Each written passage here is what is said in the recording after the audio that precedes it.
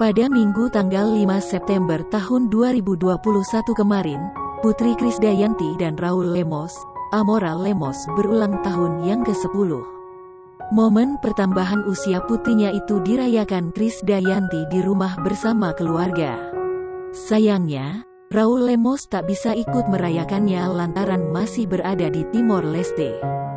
Di momen ulang tahun Amora tersebut, rupanya ada kehadiran orang yang spesial.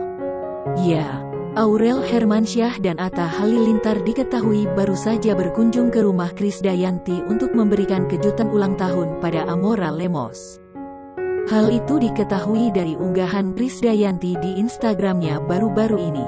Terlihat, wanita yang akrab disapa Kade itu mengunggah potret kejutan ulang tahun yang diberikan Aurel dan Atta untuk Amora Lemos. Krisdayanti nampak bahagia akhirnya bisa menikmati momen berkumpul bersama dengan Aurel dan anak-anaknya.